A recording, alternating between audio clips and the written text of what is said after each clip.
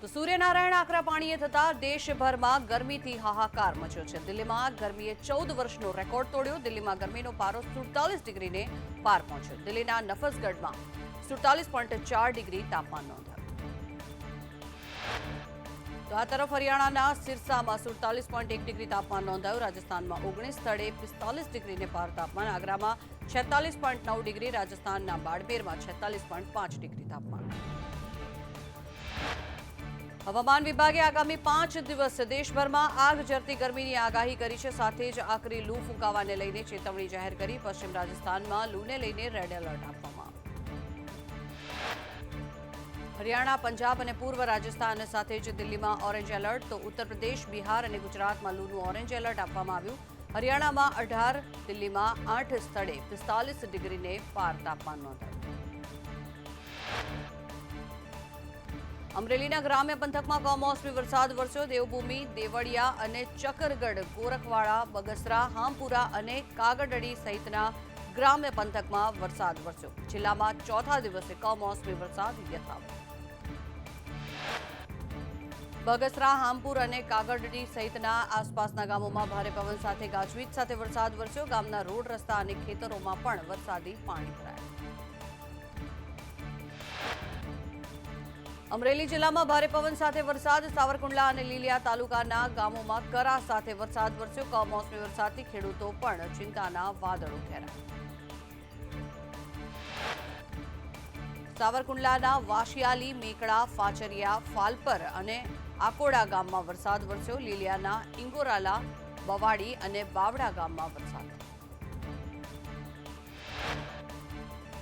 જસદણ શહેર અને ગ્રામ્ય વિસ્તારમાં ધોધમાર વરસાદ। આટકોટ ગામે મિની વાવાઝોડું સર્જાયું। ભારે પવન અને વરસાદથી વૃક્ષો અને વીજપોલ પણ ધરાશાયી થયા। આટકોટ અને જસદણ પંથકમાં ધોધમાર વરસાદ થયો। ભારે પવનના કારણે થઈને દુકાનોના પતરા પણ ઉડ્યા। ધોધમાર વરસાદ પડ્યા, ખેતરોમાં પાણી ભરાયા। અમરેલી જિલ્લામાં સતત ચોથા દિવસે પણ કરા સાથે વરસાદ વરસ્યો। ધારીના મોરજર અને માણાવાવ ગામમાં વીજળીના કડાકા સાથે પડ્યો વરસાદ। વરસાદને કારણે તેની ખેડૂતોમાં ચિંતા પ્રસરી। જૂનાગઢમાં વરસાદી વાતાવરણ સર્જાયું। દોલતપરા વિસ્તારમાં વરસ્યો વરસાદ। વરસાદને લઈને વાતાવરણમાં ઠંડક પ્રસરી। રાજકોટના જસદણ તાલુકામાં વરસાદ થયો। વીજળીના કડાકા સાથે વરસાદ। જસદણ, આટકોટ વિસ્તારમાં ભારે વરસાદ। ભારે પવનના કારણે તેની વીજળી પણ ગુલ થઈ। જૂનાગઢ જિલ્લાના વિસાવદર પંથકમાં વરસાદ વરસ્યો। સાસણ અને વિસાવદરમાં ધોધમાર વરસાદ। પવન સાથે વરસાદ વરસતા રસ્તામાં ઘૂંટણસમા પાણી ભરાયા। રાજ્યનો તાપમાનનો પારો 17 થી 22 મેના રોજ ઉચકાશે। પવન નોર્મલ સ્પીડમાં ઉત્તર પશ્ચિમનો ફૂંકાશે। હવામાન નિષ્ણાંત પરેશ ગોસ્વામીએ આગાહી કરી। મોરબીમાં મિની વાવાઝોડાએ વિનાશ વેર્યો। ખાખરાડા ગામે ભારે પવન સર્જાયો। પવનમાં પ્લાયવુડના કારખાનામાં શેડનું ભારે નુકસાન થયું છે। વલસાડ જિલ્લામાં માવઠાને કારણે થઈને ધરમપુર અને કપરાડાના 11 ગામોમાં આંબાવાડીને ભારે નુકસાન થયું। ભારે પવનના કારણે થઈને 100 જેટલા ઘરોને પણ નુકસાન થયું છે। તંત્ર દ્વારા સર્વેની કામગીરી હાથ ધરાઈ। અમરેલીના ખાંભામાં કમોસમી વરસાદે વિનાશ વેર્યો। વાવાઝોડાથી ખેડૂતોને તલ, મગ અને બાજરી સહિતના ઉભા પાકને નુકસાન થયું। સૂકા મરચાનું વેચાણ કરતા વેપારીઓને પણ મરચું પલળી જતા ભારે નુકસાન થયું। ક્ષત્રિય મહિલા આગેવાન પદ્મિની બાવાળાએ રૂપાલાને માફ કરી દઈએ છીએ તે પ્રકારનું નિવેદન આપ્યું। સાથે જ કહ્યું કે અમારું આંદોલન નિષ્ફળ રહ્યું। સંકલન સમિતિ સમાજને ગુમરાહ કરે છે તેવું પદ્મિની બાવાળાએ નિવેદન આપ્યું। બોટાદમાં કપાસના બિયારણની અછતને લઈને કોંગ્રેસ એક્શનમાં। ગઢડા કોંગ્રેસ દ્વારા મામલતદારને આવેદનપત્ર આપવામાં આવ્યું। બિયારણની અછત અને કાળાબજારીના કોંગ્રેસે આક્ષેપ કર્યા। ગઢડા કોંગ્રેસ પ્રમુખ સહિત મામલતદારને આવેદનપત્ર આપ્યું। ખેડૂતોને બિયારણ ન મળે તો ઉગ્ર આંદોલનની પણ ચીમકી ઉચ્ચારી। રાજકોટમાં વીરબાઈ કોલેજના પ્રોફેસર સંજય તેરૈયાને ડિસમિસ કરવામાં આવ્યા। વિદ્યાર્થીની સાથે જાતીય સતામણી મુદ્દે પ્રોફેસર સામે કાર્યવાહી હાથ ધરવામાં આવી। 2022માં પ્રોફેસર વિરુદ્ધ જાતીય સતામણીની ફરિયાદ થઈ હતી। તપાસ કમિટીએ પુરાવાના આધારે પ્રોફેસરને દોષિત જાહેર કર્યા। તો ભાવનગરમાં મનપા સાથે મળેલી બેઠકમાં સુખદ સમાધાન સામે આવ્યું। બિલ્ડિંગને સંપૂર્ણ ફાયર સેફટીના સાધનોથી સજ્જ કરવામાં આવશે।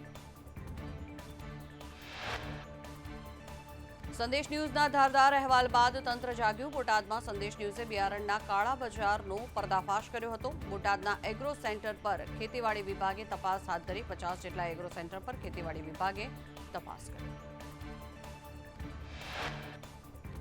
અમદાવાદમાં એજન્ટ રાજના સંદેશ ન્યૂઝના પર્દાફાશ બાદ તંત્ર જાગ્યું. સરકારી કચેરીમાં જાતિ પ્રમાણપત્ર લેવા લાગેલી લાંબી કતારો દૂર થઈ. એજન્ટો ઓફિસની બહારથી ગાયબ થયા. જનતાએ સંદેશ ન્યૂઝનો આભાર માન્યો.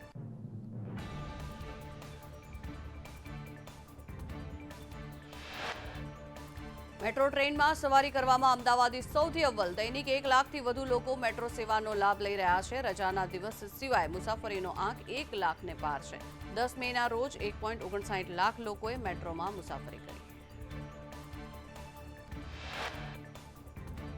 વેરાવળના સમઢિયાળામાં વિદ્યાર્થીનું બ્રેનવોશ કરી સાધુ બનાવવાનો મામલો. સ્વામિનારાયણ ગુરુકુળના સ્વામી પર જિલ્લા બાળ કલ્યાણ સમિતિએ તપાસના આદેશ નાખ્યા. બ્રેનવોશ કરી સાધુ બનાવવાના આક્ષેપ કરવામાં આવ્યા. 2 દિવસમાં તપાસનો રિપોર્ટ રજૂ કરવા માટે આદેશ કરાયા.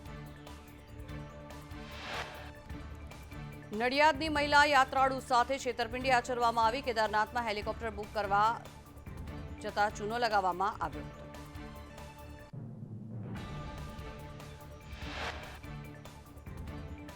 રાજકોટ આઈટી વિભાગ દ્વારા ચાલુ વર્ષે 4,000 કરોડની વસૂલાતનો ટાર્ગેટ રાખવામાં આવ્યો. બિલ્ડર સોની વેપારી ઉદ્યોગકાર પર બાજ નજર. 1,500 કરોડથી વધુનો કોર્પોરેટ ટેક્સ વસૂલવાનો લક્ષ્યાંક.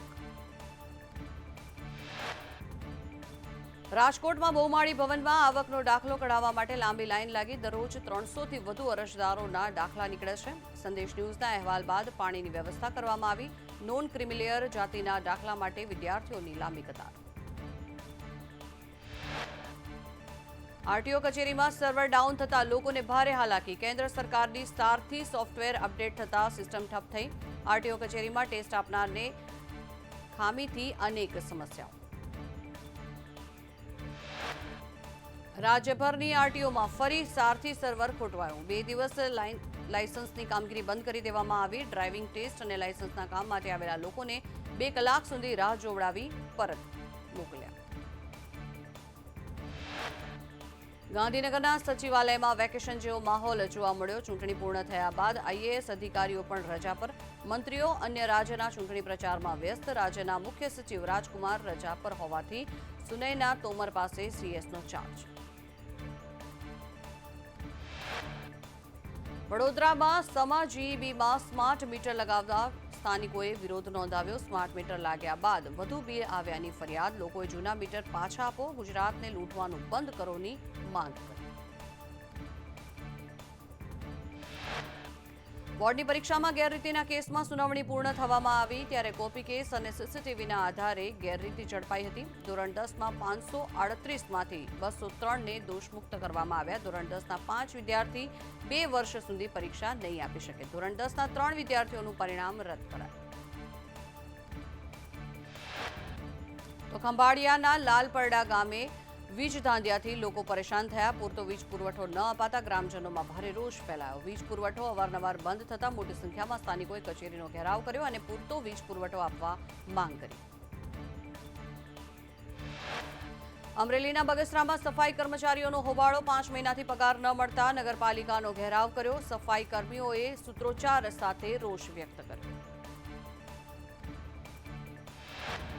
સુરત શહેરમાં 124 બ્રિજનો સર્વે સરળતાથી ન પહોંચી શકાય ત્યાં ડ્રોન ઉડાવી નિરીક્ષણ કરવામાં આવ્યું. 124 પૈકી 117 બ્રિજનો સર્વે કરવામાં આવ્યો. તમામ બ્રિજનો રિપોર્ટ આવ્યા બાદ રિપેરિંગ હાથ ધરાશે. ડીજીપી વિકાસ સહાયે ગોધરામાં પોલીસ અધિકારીઓની શુભેચ્છા મુલાકાત લીધી. ગોધરા એસપી કચેરી, આઈજી કચેરીની મુલાકાત કરી. દાહોદ અને મહીસાગરના એસપીની પણ મુલાકાત.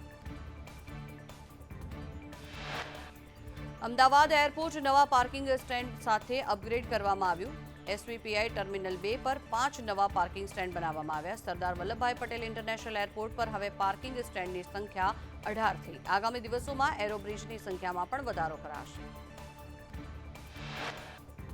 અમદાવાદમાં વધુ એક આઇકોનિક રોડ બનશે. 38 કરોડના ખર્ચે કેશવબાગથી જજીસ બંગલો રોડને આઇકોનિક બનાવવામાં આવશે. મહાત્મા ગાંધી સહિતના મહાનુભાવોની પ્રતિમાઓ મૂકવામાં આવશે. માછલી, જીરાફ અને હરણ સહિતના સ્કલ્પચર પણ રાખવામાં આવશે. ગીર સોમનાથમાં સ્માર્ટ વીજ મીટરને લઈને વિરોધ નોંધાવવામાં આવ્યો 5,000 ઘર અને દુકાનોમાં સ્માર્ટ મીટર નાખવાની શરૂઆત વચ્ચે સોમનાથ વેરાવળ ડિવિઝનમાં સ્માર્ટ મીટર લગાડતા વિરોધ કરવામાં આવ્યો તો શહેરીજનોના આકરા વિરોધ વચ્ચે પણ 400 સ્માર્ટ મીટર ઇન્સ્ટોલ કરી દેવામાં આવ્યા તાલાલા અને સુત્રાપાડામાં પણ સ્માર્ટ મીટરને લઈને વિરોધ યથાવત